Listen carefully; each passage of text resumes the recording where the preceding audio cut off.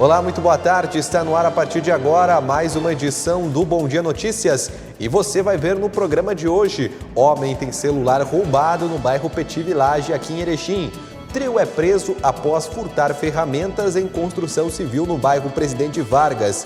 Brigada Militar apreende revólveres e drogas no bairro Cerâmica.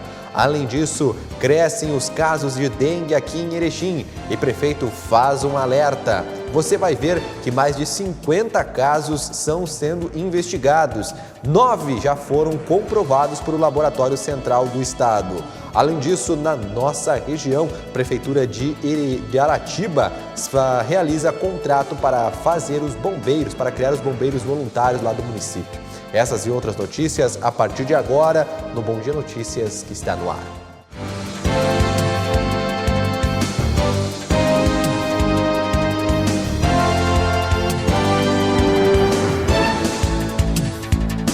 Boa tarde, meu amigo, boa tarde, minha amiga. Seja bem-vinda a mais um Bom Dia Notícias. Obrigado pelo carinho da sua audiência, você que nos acompanha de segunda a sexta-feira com as informações aqui da nossa região e de Erechim.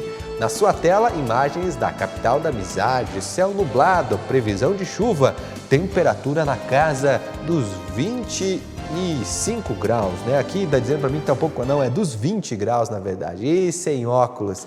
Muito bem, previsão de chuva, tá bom? Daqui a pouquinho a gente volta com informações do tempo para você. Vamos mudar de câmera porque agora vamos falar de segurança pública. Olha, um homem teve o celular roubado no bairro Petit Village, aqui em Erechim. Foi durante a noite da última segunda-feira, quando um homem que estava dentro de um carro foi surpreendido por outro rapaz que estava com uma arma branca e o obrigou mesmo a dirigir o veículo, né, e deixá-lo lá no bairro Petit Village. Logo após, o criminoso roubou o aparelho celular da vítima. Dessa forma, a Brigada Militar orienta para que a população evite ficar no interior de veículos, principalmente à noite e em locais de pouca iluminação, para que dessa forma se consiga evitar ocorrências como essa de furto e roubo, né? Até o momento, o suspeito de ter cometido esse crime, né, foi um sequestro relâmpago, ainda não foi preso. Bom, nas últimas horas nós também tivemos um trio preso após furtar ferramentas em uma construção civil no bairro Presidente Vargas. Foi durante a manhã dessa terça-feira, quando a Brigada Militar foi até a rua Josefina Dalla Rosa, lá no Presidente Vargas. No local, moradores informaram que um homem estaria tentando furtar residências. Um suspeito foi abordado dentro de uma casa e confirmou o fato, informando que durante a madrugada ele teria furtado objetos de uma construção, com a ajuda de comparsas. Na casa do mesmo foram encontrados diversos materiais utilizados nessa construção civil. Os policiais foram até a obra que havia sido furtada e os profissionais reconheceram os objetos como sendo de sua propriedade. Porém, uma maquita e 2 furadeiras ainda não haviam sido localizadas. O autor disse então que o seu comparsa teria trocado tais ferramentas em um ponto de tráfico de drogas. Ao chegarem no local indicado, os policiais perceberam que na rua José dos Santos Capelo, 2 homens negociavam drogas. Ao perceber a aproximação da viatura policial, um deles correu para uma casa, sendo abordado logo em seguida. Após uma conversa com esses abordados, os policiais constataram que o rapaz que tentou fugir estava naquele momento vendendo uma pedra de crack ao outro abordado. Na casa do mesmo foram encontradas 121 porções de maconha, 20 pedras de crack, um revólver calibre 38 com 4 munições intactas e R$ 688,50 em dinheiro.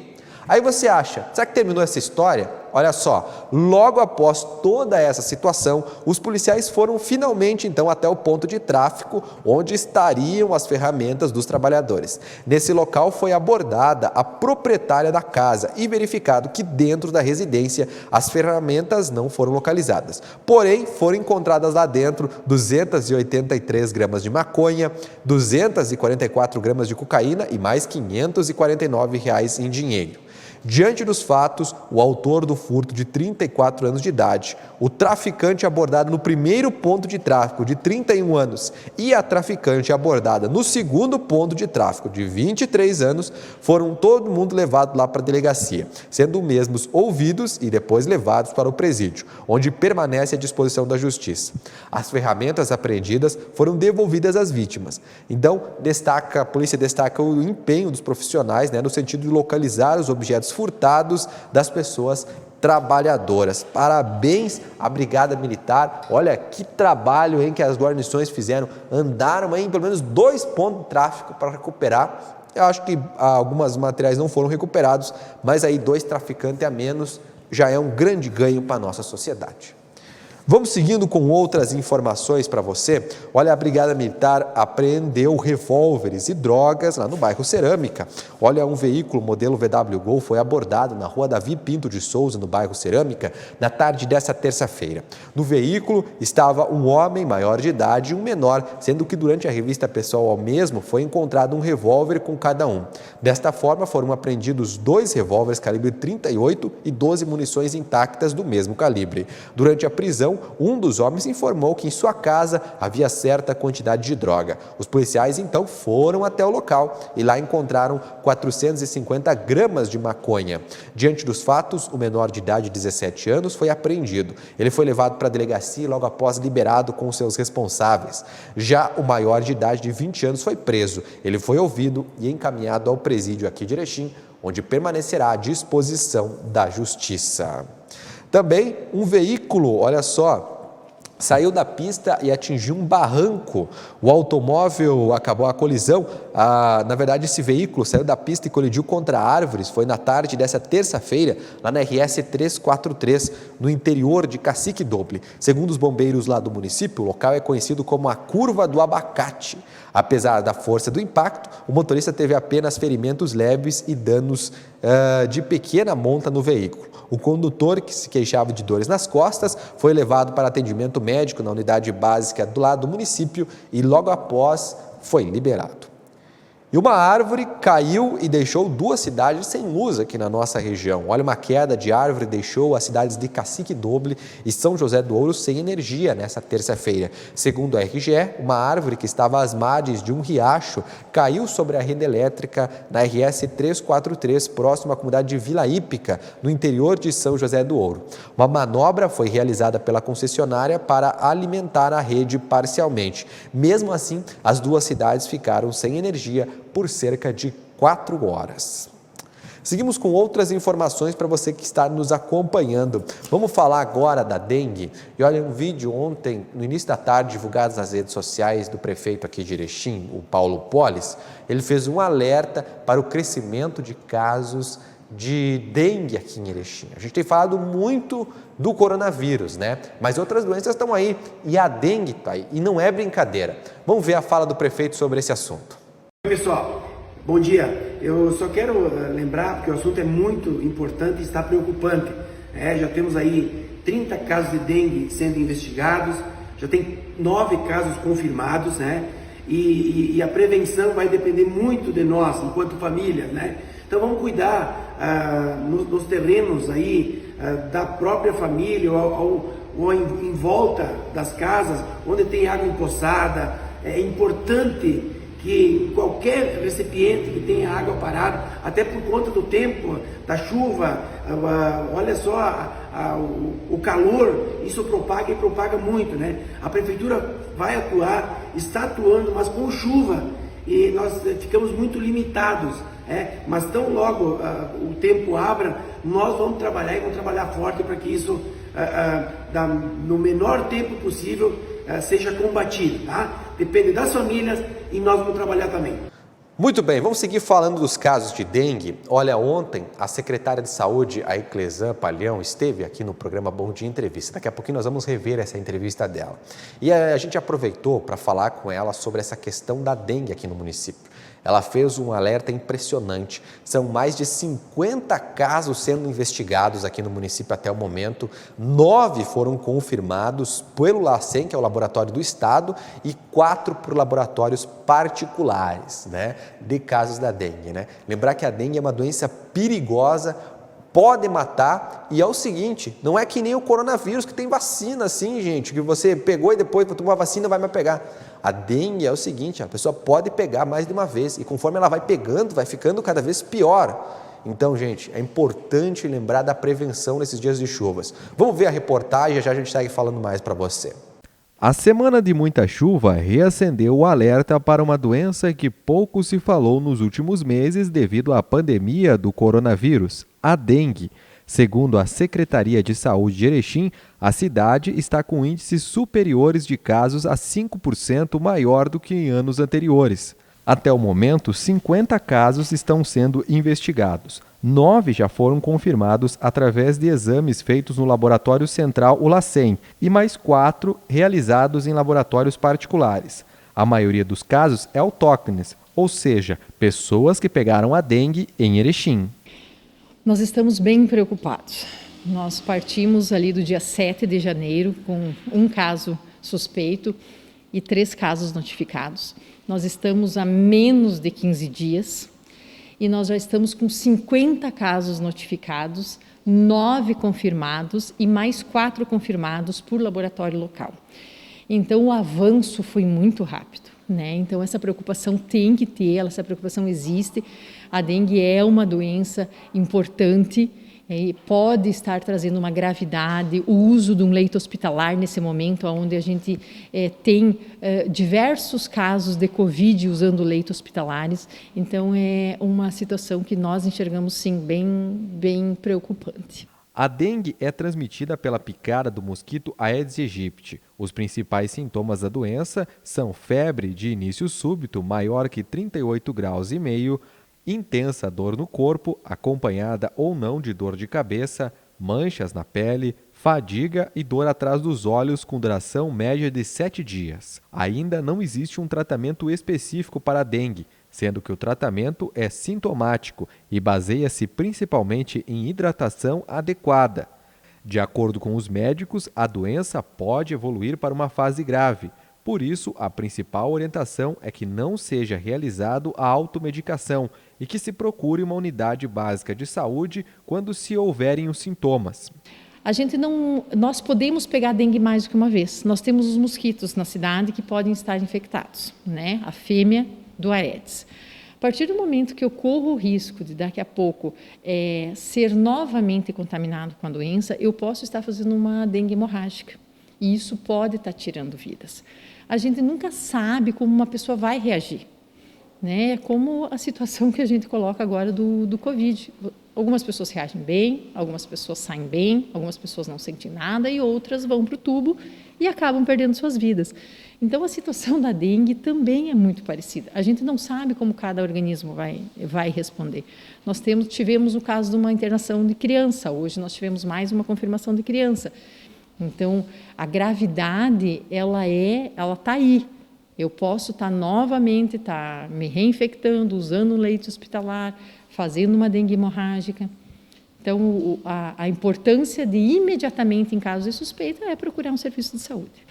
Para controlar a doença, os agentes da vigilância epidemiológica têm aumentado o número de visitas a residências e também o índice de fiscalizações aqui em Erechim. Quando é encontrado um foco, além de uma varredura especial no local, é feito também uma investigação no entorno de 300 metros, tudo para eliminar possíveis focos da doença. Os proprietários dos locais onde foram encontrados focos são notificados e, no caso de reincidência, podem ser multados. A dengue é uma doença que eu consigo prevenir. Então, a partir do momento que eu consigo prevenir, eu consigo fazer a minha parte, que é cobrir caixas d'água, observar terrenos baldios, focos de possíveis mosquitos, lavar o potinho de água do cachorro, não acumular flores que tenham água. Quem tem piscina que esteja coberta. São os cuidados de limpeza, higiene, não de jogar lixo no chão. Meu refrigerante, eu abri meu refrigerante, eu não posso estar jogando a tampinha em via pública, porque talvez demore muito tempo para alguém passar para recolher essa tampinha e isso pode ser um criadouro. Então, assim, o principal cuidado da dengue é esse, é limpeza, é higiene, é usar repelentes, né? O repelente, nós não temos nada que seja mais preventivo no momento, e se nós estivermos no meio de um foco, de estarmos protegidos com o repelente. Então, é os cuidados do dia a dia.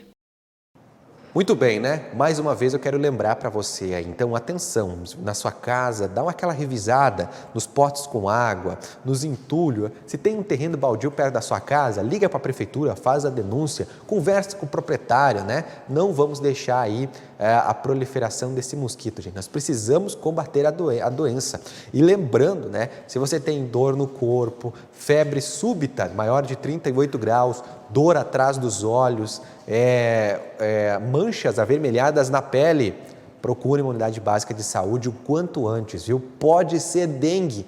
E também não se medique. A medicação sem a prescrição médica é muito perigosa no caso da dengue. Vou falar da região do Alto Uruguai agora e olha, a Prefeitura de Aratiba assinou um convênio com o Corpo de Bombeiros de Erechim para instituir o bombeiros voluntários lá no município. O objetivo agora é a tramitação do processo e logo após o treinamento da equipe de voluntários lá da cidade.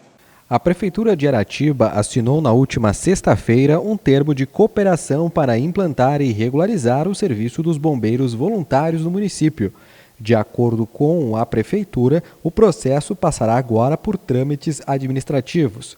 Logo após, haverá a qualificação técnica dos voluntários, que deve ocorrer no Centro de Treinamentos Especializados do Corpo de Bombeiros, em Erechim. Vamos seguir falando de Aratiba, cidade vizinha aqui de Erechim. O fim de semana foi de rodeio tradicionalista lá na cidade, né? O evento seguiu todas as regras disponibilizadas pelo MTG e pela 19ª Região Tradicionalista nesse período de pandemia para ser realizado. Um dos exemplos foi que os laçadores da pista precisavam utilizar máscara durante o laço. Também não foi permitida aglomeração na iniciativa que aconteceu no Parque de Rodeios lá do município. Veja. O fim de semana foi de rodeio tradicionalista em Aratiba. O primeiro duelo Portal das Águas e Dom Martim ocorreu no Parque de Eventos do município e seguiu todas as regras de proteção contra a Covid-19 estipuladas pelo MTG para a realização deste tipo de evento. Ao todo, foram distribuídos mais de R$22 mil em prêmios aos participantes. Vamos voltar a falar de Erechim. A gente viu que a chuva do último fim de semana provocou alagamento em cerca de 20 pontos aqui da cidade, né? Só os bombeiros atenderam 13 ocorrências, se não me engano, e a Força Voluntária 19, ou seja, quase mais de 30 casos, na verdade, de alagamentos aqui na cidade.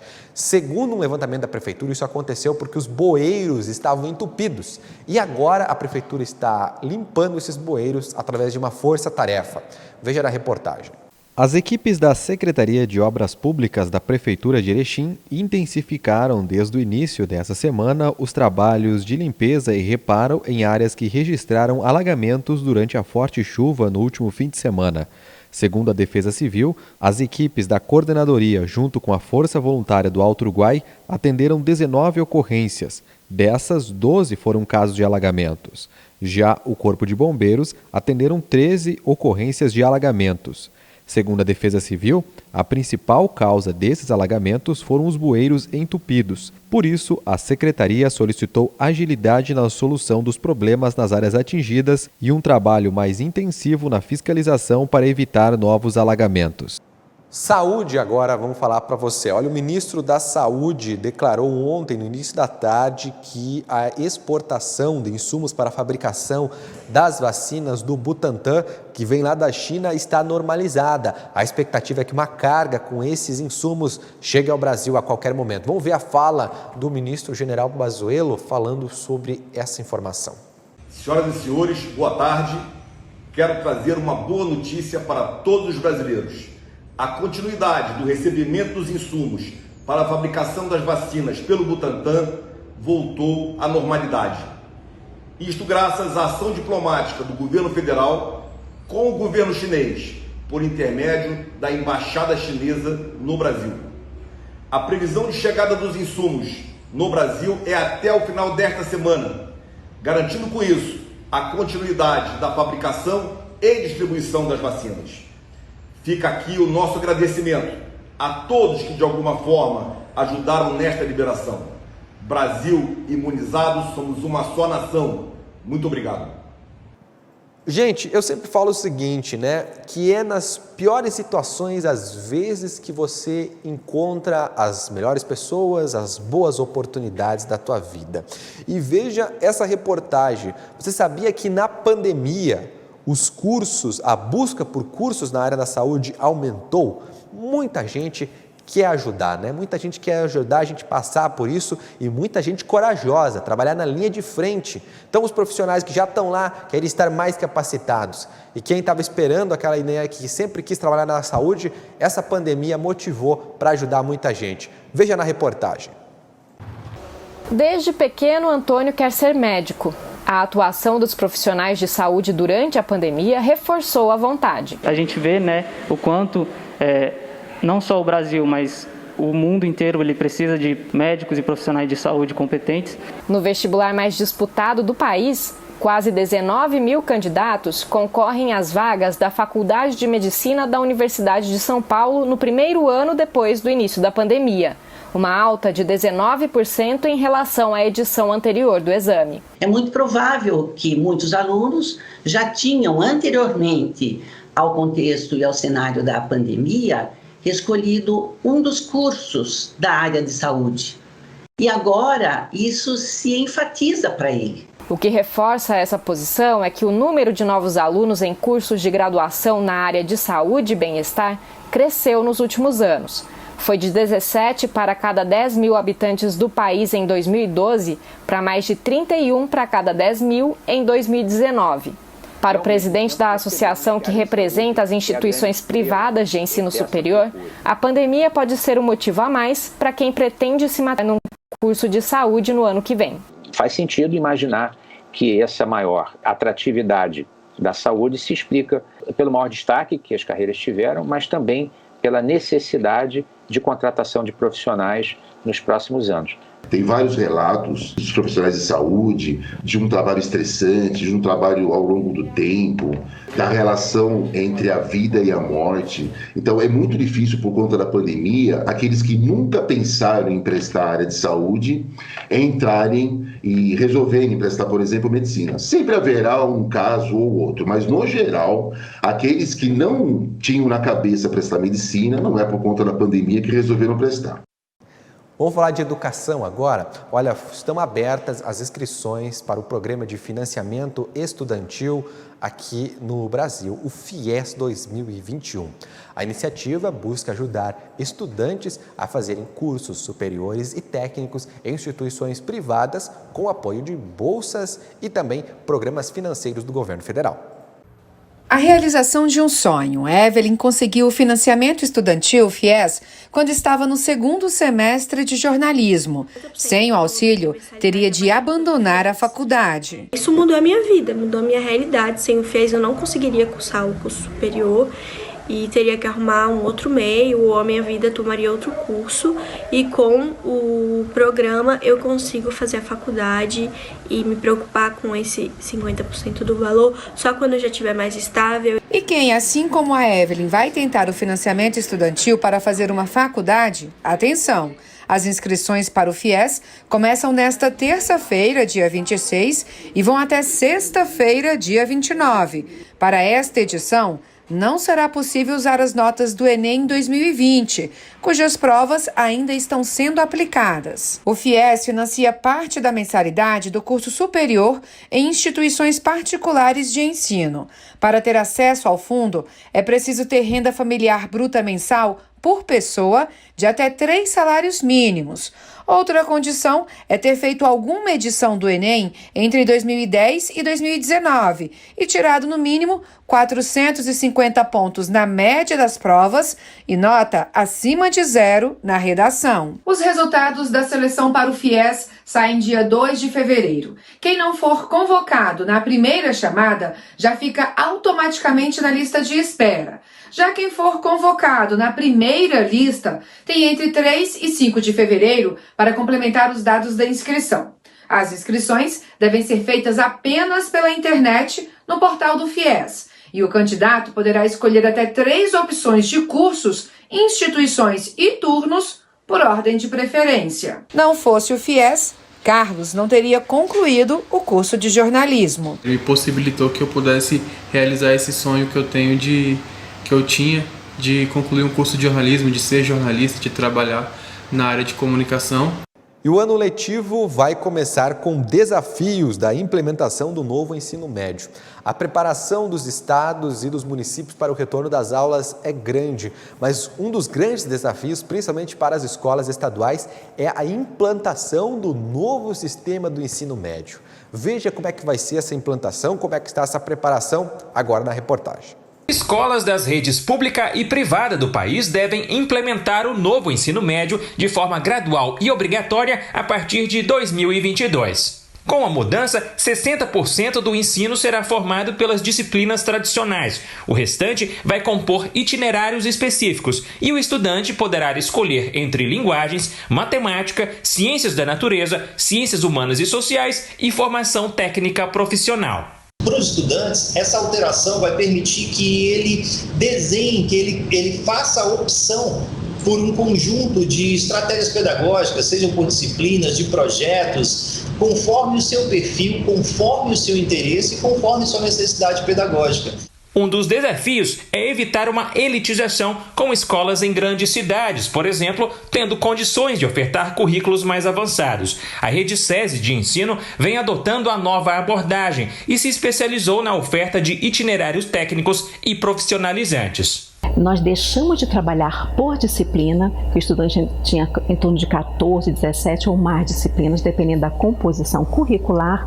Isso permite com que os professores trabalhem de forma colaborativa, cooperativa, envolvendo os conhecimentos dessa área em atividades únicas, permitindo assim a interdisciplinaridade e a transdisciplinaridade. Com o novo ensino médio, a carga horária anual passará de 800 para 1.000 horas. A lei também estabelece a ampliação do tempo integral. A meta foi mantida mesmo com a pandemia. O país deve ter até 2024 25% das matrículas da educação básica nessa modalidade. Essa ampliação das escolas de tempo integral está muito ligada à capacidade do Estado de ampliar a permanência do jovem em sala de aula, porque isso requer contratação de professores, infraestrutura física, mais espaços nas escolas. Olha, agora eu vou trazer uma reportagem para você que é uma mostra virtual sobre peraltagens. Essa é a opção para divertir as crianças. Peraltagens, Bretenbach, é o que eu estou pensando? É a criança peralta que faz muita traquinagem, sei lá como é que se fala isso? Muito bem, vamos ver na reportagem agora a informação. Contar histórias é a especialidade desta companhia carioca que tem 23 anos de carreira. Para ilustrar as narrativas, eles sempre produziram o próprio cenário em parceria com artesãos do mundo inteiro. Coloridos, alegres e feitos de pano, os objetos sempre chamaram a atenção do público e agora poderão ser revistos por meio da exposição virtual Peraltagens, promovida pelo grupo Tapetes Contadores de Histórias. São painéis, maquetes, objetos e livros costurados com diferentes técnicas e que deram vida a contos populares e de autores consagrados, como Carlos Drummond de Andrade e Graciliano Ramos. Nesse momento que estamos dentro de casa, né, compartilhar nossas histórias, nossos bordados, nossa pesquisa, nossos afetos, nossos sotaques. Eu acho que é um momento importante de escuta e de encontro. A exposição é guiada e dura aproximadamente 10 minutos. Cada sessão tem um tema e será exibida em diferentes dias e horários. Para conferir as datas e participar, basta acessar as redes sociais da companhia. Além da mostra virtual, o grupo também vai disponibilizar por meio da internet 6 contações de histórias de autores brasileiros e internacionais. As apresentações têm aproximadamente 30 minutos cada e são de graça. A intenção é despertar o interesse em crianças, jovens e adultos para a literatura e as artes. Eu acho que é sempre um resgate de humanidade. Ou seja, nós somos humanos, a gente tem esses laços afetivos e claro que através da literatura, das artes, esse resgate sempre precisa ser feito. Muito bem, meu amigo, muito bem, minha amiga. Vamos agora às informações da Solar Imóveis. Olha, compra, venda e locação de imóveis é na Solar Imóveis. Você quer uma casa maior, um apartamento com mais espaço ou está procurando o local ideal para a sua loja, o seu escritório e, por que não, a sua indústria? Visite agora mesmo a Solar Imóveis no centro aqui de Erechim, pertinho da Caixa Econômica da 7, ou acesse o site solarimóveis-rs.com.br. Só no site da Solar Imóveis você vê as fotos dos imóveis, as condições de pagamento e a documentação necessária. Tudo o que você precisa saber na hora de comprar, vender ou alugar imóvel. Não perca tempo, tá bom? E não esqueça, compra, venda e locação de imóveis é na Solar Imóveis. Nós vamos para um rápido intervalo com a imagem de Erechim na sua tela. Na sequência, tem mais informações para você. Não saia daí.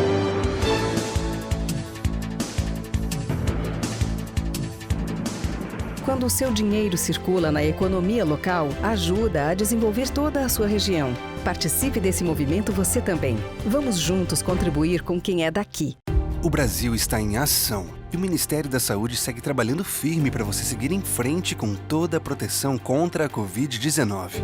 Foram distribuídos medicamentos, equipamentos e repassados mais de 62 bilhões de reais para estados e municípios. E em breve, tão logo sejam aprovadas as vacinas, serão definidos os critérios para os grupos que podem ser vacinados. Tudo para você exercer o seu direito de se vacinar, se tiver a indicação. Para isso, todas as etapas de segurança precisam ser cumpridas. Informe-se, prepare-se, cuide-se. Baixe gratuitamente o aplicativo Conect SUS e tenha sua caderneta digital de vacinação em mãos com seu histórico de vacinas. Avise amigos, vizinhos, parentes para que também baixem o Conect SUS. Acesse gov.br/saúde para saber mais. Brasil imunizado. Somos uma só nação. Alô, nosso povo caipira de Erechim, Alto Uruguai. Eu sou o Jordano, apresentador do programa 100% Caipira, e eu estou convidando você para assistir o nosso programa todos os sábados, às 8 da noite, aqui pela TV Bom Dia. Você é o nosso convidado.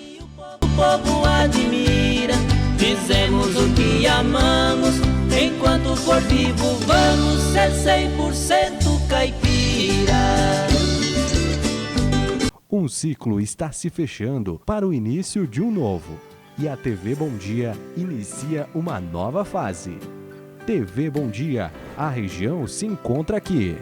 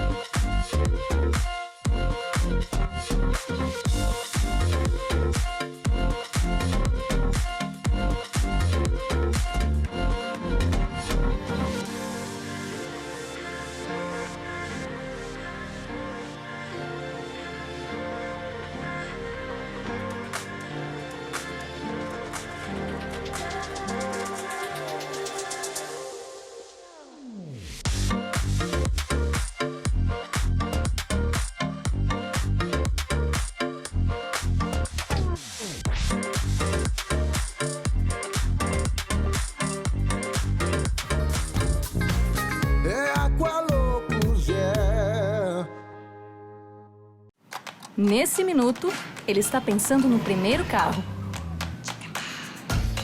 Ela pensa em trocar. Eles pensam em reformar a casa. E muitos estão pensando em como sair do vermelho. Tem os que planejam investir no negócio e também nas próximas férias. Seja qual for o seu plano, a Cressol tem o crédito ideal para realizá-lo. Crédito Cressol. Agora, o documento anual do seu veículo não é mais enviado pelo correio. Ele é emitido digitalmente. Você pode emitir de 2 jeitos: pelo app Carteira Digital de Trânsito ou pelo site, após o pagamento do IPVA e demais itens de licenciamento. Emitindo pelo app, você leva o documento no seu smartphone. Pelo site, você mesmo imprime o documento. Saiba mais em rs.gov.br. Detran RS e Governo do Rio Grande do Sul. Novas façanhas. O Master traz até você a nova loja de compras virtual, loja.master mastersupermercados.com.br. Num clique, sua compra tá em casa. Acesse loja.mastersupermercados.com.br. Selecione os produtos de seu interesse, cadastre-se e faça o pagamento com os cartões e receba suas compras em casa. É fácil, prático e seguro. Loja virtual Master Supermercados. Num clique, sua compra tá em casa. Master Supermercados. Tá no Master, tá em casa. O Master sempre tem muita oferta. E o cliente Master Mais Vantagens economiza ainda mais. Faça já o seu cadastro e aproveite. Tá no Master, tá em casa. O Brasil é gigante e o desafio de vacinar os brasileiros também. Um desafio que vai além da saúde. É uma questão humana e econômica, pois muita gente depende disso. Ninguém pode ficar para trás. Mas com a união de todas as nossas forças, as vacinas aprovadas pela Anvisa já estão sendo distribuídas em todo o Brasil. A vacina vai devolver para a Mariana a confiança para ela continuar salvando vidas. Para o seu Isaías, a sua roda de amigos. Para a dona Regina, o sorriso que iluminava a vizinhança. Para a Roseli, o carinho de seus alunos. A gente ainda precisa se proteger enquanto a vacina não chega a todos. Juntos vamos cuidar uns dos outros. Somos um Brasil, somos uma só nação. Brasil imunizado, somos uma só nação. Olá pessoal, meu nome é Vanderlei Madaloso, sou médico infectologista. Estou aqui hoje para falar sobre o Covid-19 com vocês. Estamos com um aumento significativo no número de casos e no número de internações nos hospitais e em toda a nossa região. Venho pedir para vocês manterem as medidas de prevenção.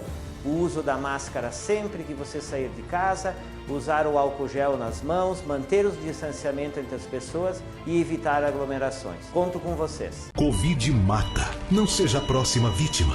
O cenário da pandemia do Covid-19 está se agravando. Com o aumento expressivo de casos ativos e a elevação das taxas de ocupação dos leitos hospitalares, o comportamento da sociedade reflete diretamente nos indicadores da Covid-19.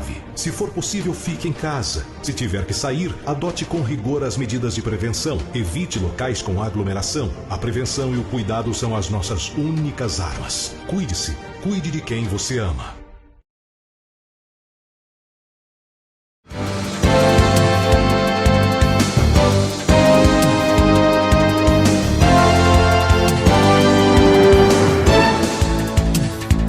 Muito bem, estamos de volta do nosso intervalo do Bom Dia Notícias. Obrigado pela sua audiência. E agora nós vamos falar aí do momento histórico aí, momento que faz parte da história da humanidade. Hoje faz 76 anos da libertação de Auschwitz e é o dia de memória às vítimas do Holocausto. Por isso está aqui o Salus Locke, que é o nosso colega jornalista, um estudioso desse assunto, já lançou um livro para comentar um pouco mais sobre a importância desse dia para a nossa história. Boa tarde, Salus, seja bem-vindo. Boa tarde, Leandro. Boa tarde aos nossos telespectadores. De fato, é uma data que o mundo celebra, inclusive, infelizmente, em razão da pandemia, não está havendo eventos com presença de público. Ano passado, nos 75 anos da libertação de Auschwitz, eu estive na Polônia acompanhando a atividade. Nós tivemos lá mais de 200 sobreviventes reunidos no campo, que outrora foi de extermínio, hoje é um museu. Então, foi um momento incrível. Neste ano, a modalidade é diferente. Está acontecendo tudo digital. Mas o destaque, a importância de falarmos a respeito continua tão em voga quanto há 76 anos. Por quê?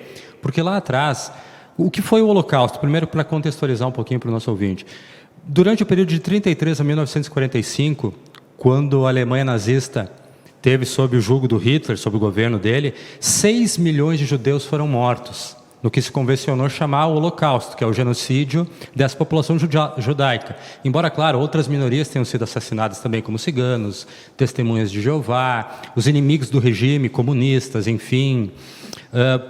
Próprios alemães com alguma doença física foram mortos durante o nazismo, porque eles se achavam a raça pura, só sobraria os bons.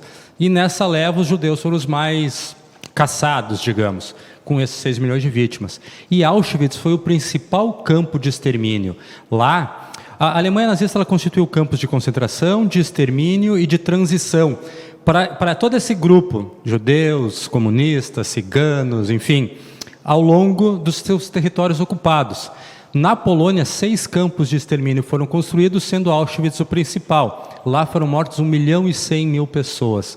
Entrar em Auschwitz, 1.300.000 pessoas. 1.100.000 foram mortos, a maioria de cara. Destes, 90% eram judeus. Então, por isso é importante a gente discutir hoje a questão do respeito ao próximo, de que ninguém é melhor do que ninguém, cuidar com os extremismos, tanto de esquerda quanto de direita, porque eles pressupõem o quê? Como é que nasce um genocídio? Como é que nasce esse discurso? Primeiro é a separação entre nós e eles. Eu, por exemplo, alemão, sou superior e o resto não conta, então a gente vai ou subjugar ou exterminar. E assim as coisas acontecem. A gente vê, guardadas as proporções, muitos desses discursos em voga ainda hoje, especialmente nas redes sociais. A gente tem tido um crescimento, no Brasil, inclusive, de sites que pregam o neonazismo e essas ideias mais preconceituosas, enfim, espantoso, sabe, nos últimos anos. Então, a gente tem que estar atento, sim, a esse tema.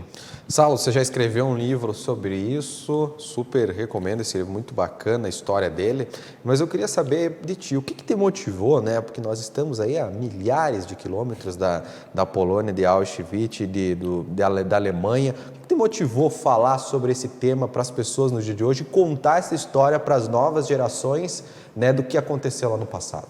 A nossa profissão, basicamente. Em 2015, eu fui pela primeira vez à Polônia, visitei pela primeira vez Auschwitz, trabalhando pela revista Super Interessante.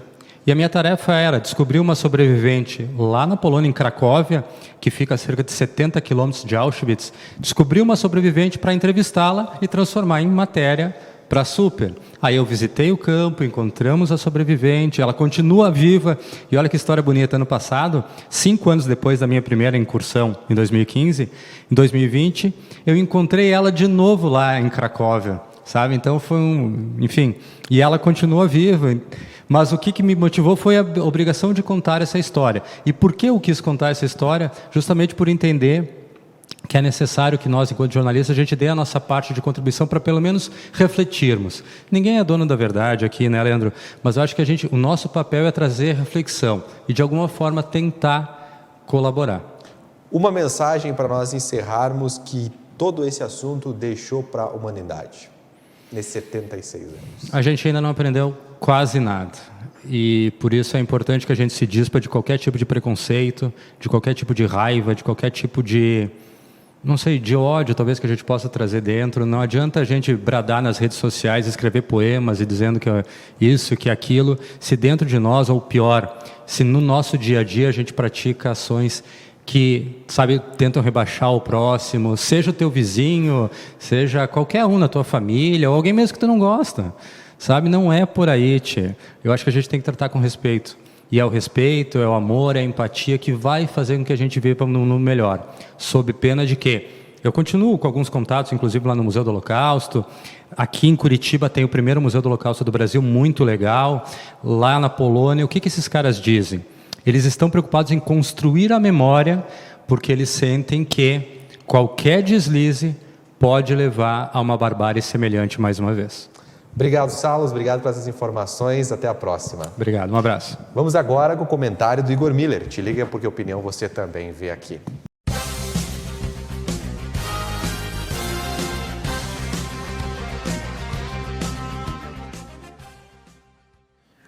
Então, depois de 2 secas, de 2 estiagens fortíssimas que atingiram o Alto Uruguai e a região aqui como um todo, no ano de 2020, uma no início do ano e outra no segundo semestre, trazendo aí prejuízos, enormes prejuízos para as mais diferentes culturas do campo.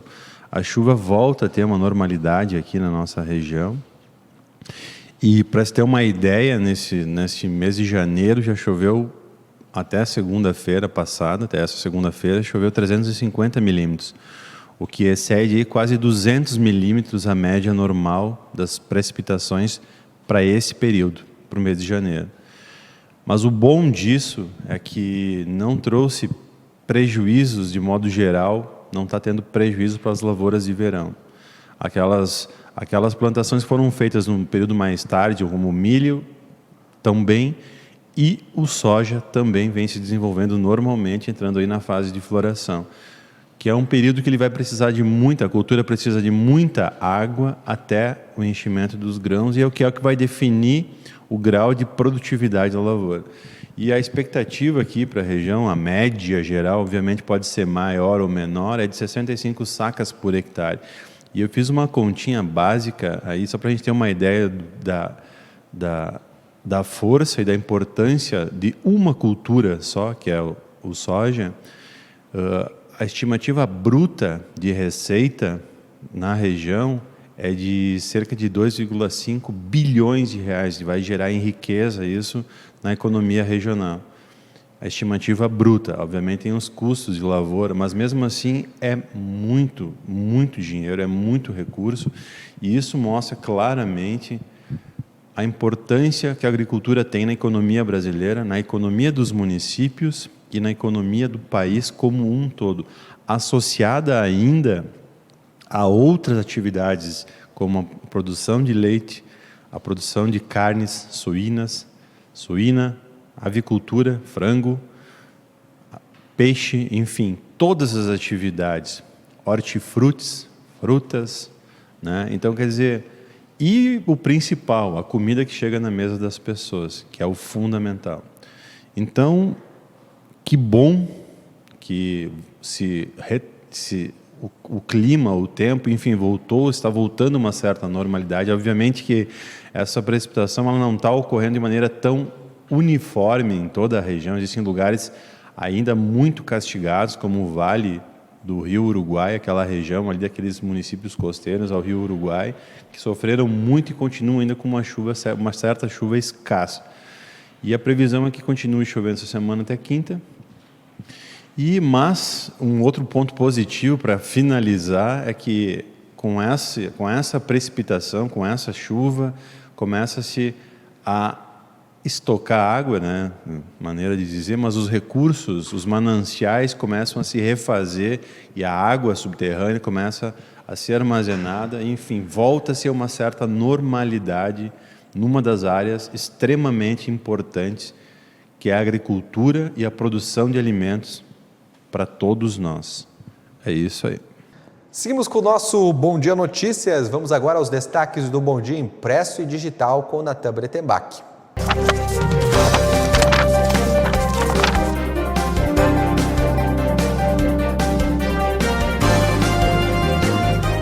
Vamos agora saber quais são os destaques do Jornal Impresso e Digital do Bom Dia, a edição desta quarta-feira, que traz na capa amiga de quatro patas que fez a diferença em nossa vida, diz uma família que adotou um animalzinho de estimação através do site da Prefeitura.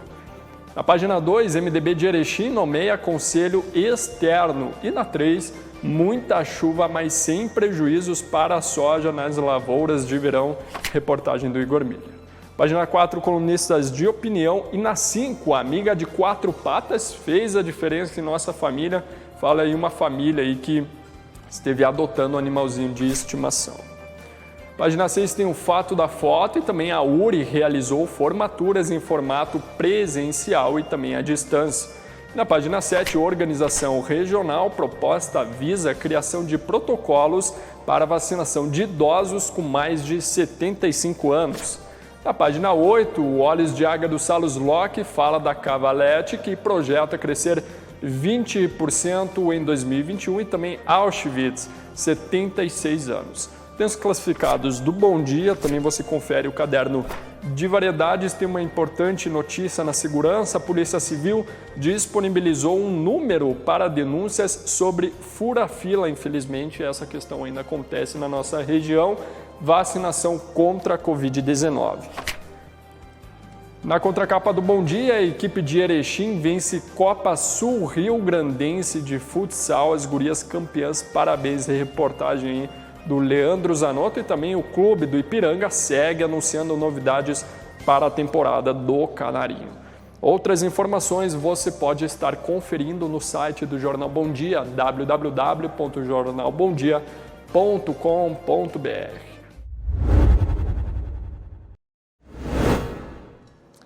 Obrigado pelas informações, Natan. Vamos conferir como é que fica o clima no dia de hoje? Tem previsão de chuva para as próximas horas. Taiane do Carmo explica melhor para a gente toda essa história.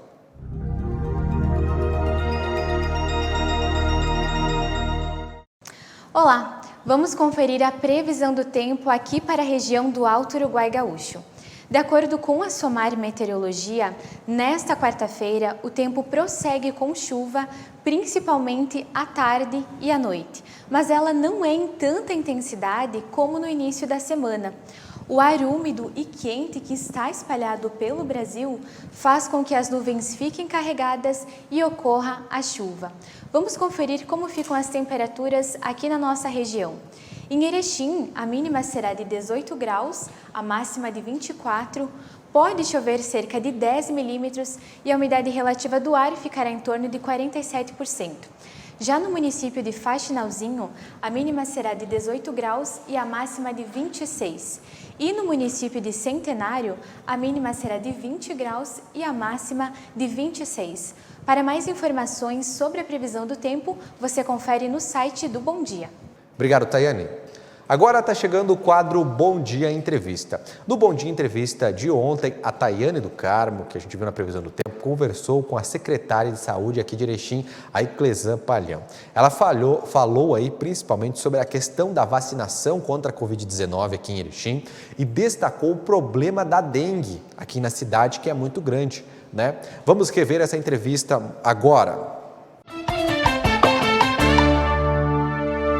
Começando mais um Bom Dia Entrevista e hoje a nossa conversa é com a secretária de Saúde, Iclesan Palhão, que já está aqui conosco para conversar a respeito aí da vacinação e outras dúvidas da nossa comunidade. Seja muito bem-vinda, secretária. Muito obrigada, eu que agradeço. Secretária, então, para nós iniciarmos, a gente sabe que esse ano tudo mudou, ano de pandemia e tudo mais, e eu gostaria que a senhora falasse dos principais desafios, agora assumindo a secretaria neste ano, em relação à pandemia. Os desafios são imensos nesse momento pandêmico. Nós estamos assumindo uma Secretaria da Saúde num momento em que chega a vacinação no país, no momento em que nós estamos com casos de dengue na cidade, no momento em que nós passamos um ano em que os serviços todos, por conta da pandemia, andaram no ritmo reduzido.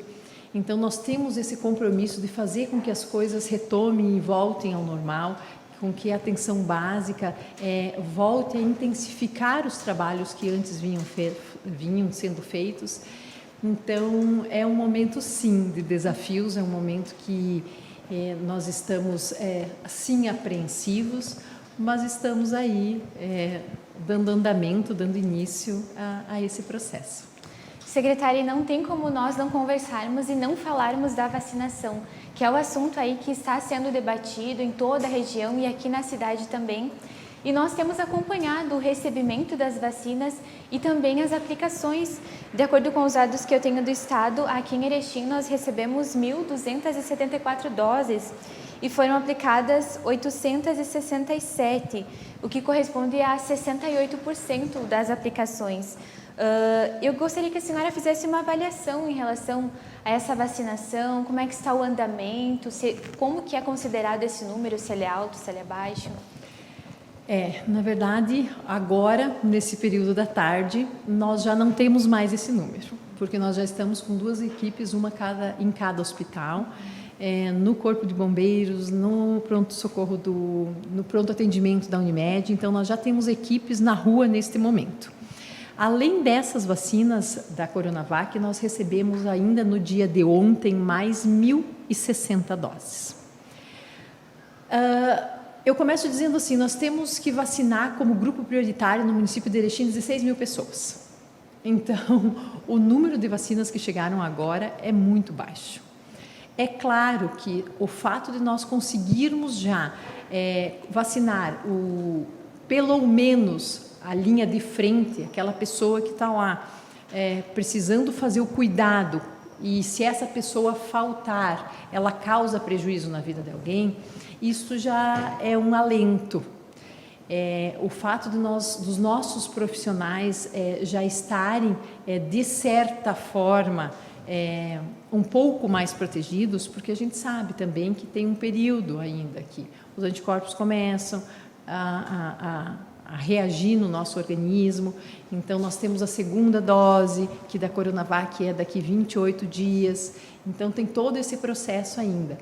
É óbvio, o número é muito baixo e nós não vamos conseguir dar conta desse momento. E não se tem uma expectativa, né? Essa última remessa que veio, a gente ficou sabendo na sexta-feira, né? Então, talvez semana que vem nós recebamos mais, mas a gente não tem uma perspectiva certa com datas para a chegada desses novos imunizantes. Secretária, em relação aos insumos, como por exemplo agulha, seringa, se caso acontecer e nós recebermos muitas vacinas, que ainda nós não sabemos, mas se caso acontecer, a nossa cidade ela tem esses insumos? Como é que está essa questão dos materiais para vacinação? O Estado, quando dispensa, ele já dispensa, todo lote de vacina já vem, a seringa, já vem o que nós precisamos para fazer o procedimento de forma inteira.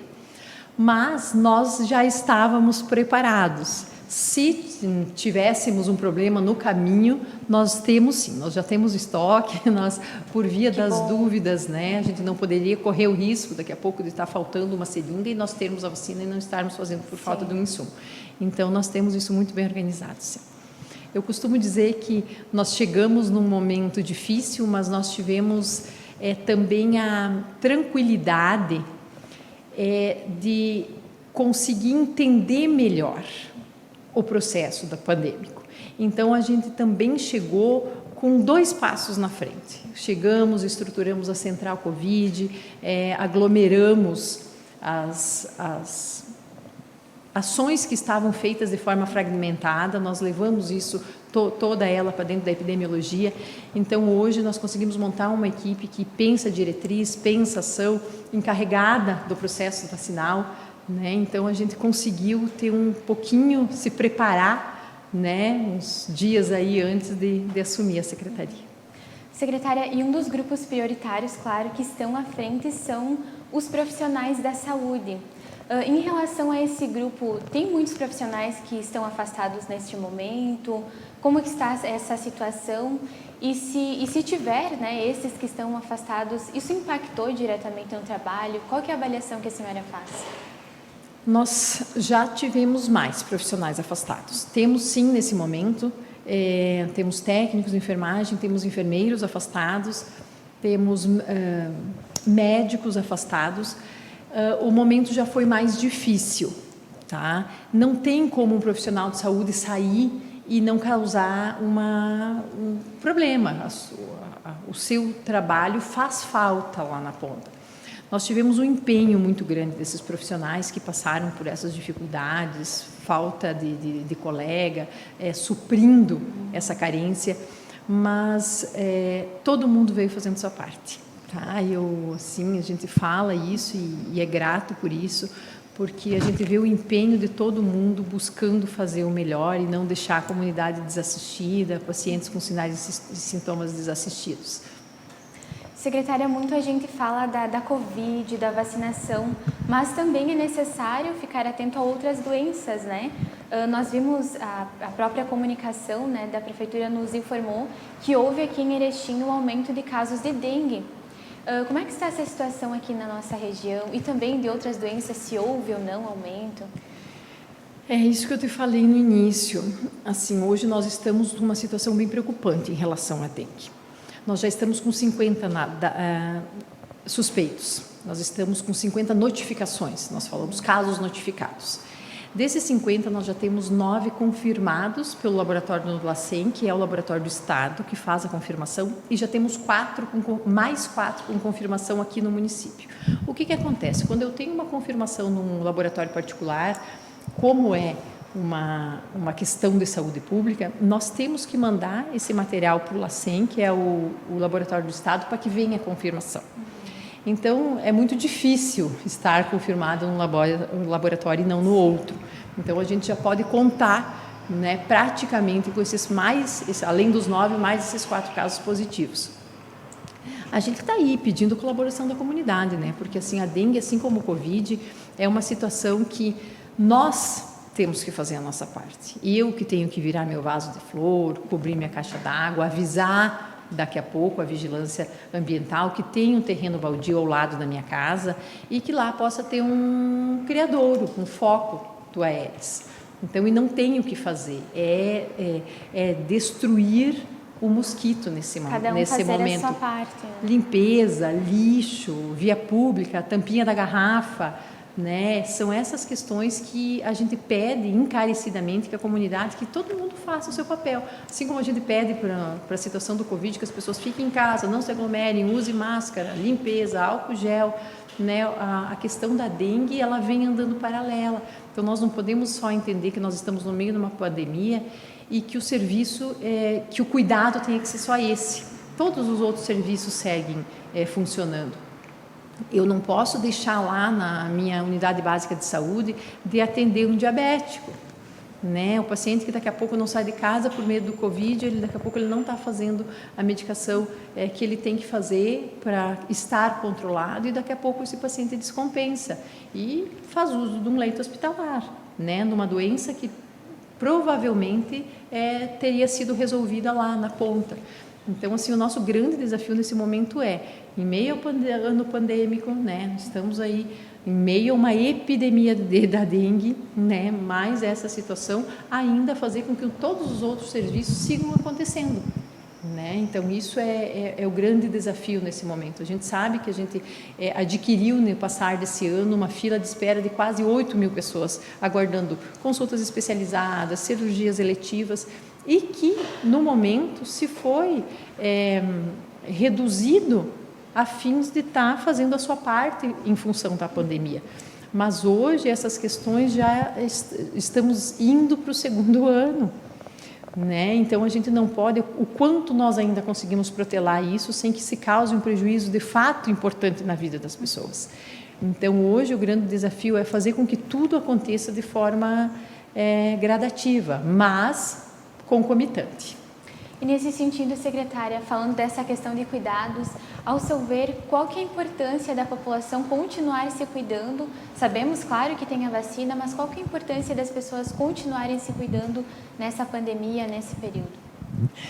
Tá, eu diria assim, é de suma importância. Esse número de doses que nós, por enquanto, recebemos, ele faz pouquíssima diferença. É muito baixo o número de vacinas, então a gente ainda não tem uma segurança. Nós estamos com toda a região, o nosso estado está em bandeira vermelha. Nós estamos com toda a região com uma dificuldades de leito.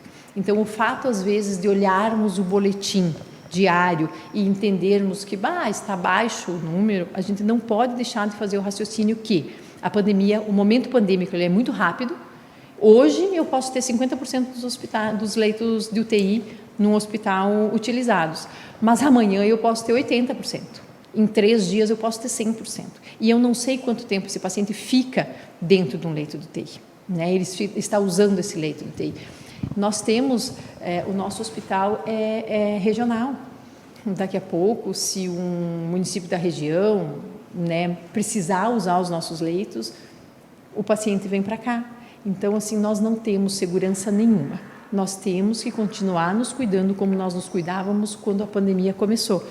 Nós passamos por um momento muito complicado, que a gente viu os números atingirem graus desproporcionais e amedrontadores, né? Então, se nós não fizermos, tomarmos esse cuidado, daqui a pouco a gente tenha que passar por uma situação difícil novamente ali na frente, que não é o que a gente precisa e não é o que a gente quer. E isso é consciência, né? É consciência de cada um, é a população, todo mundo está consciente da sua parte, do seu papel. Eu não posso fazer a minha parte de ninguém, eu só posso fazer a minha. Cada um tem que fazer a sua parte para as coisas andarem, né?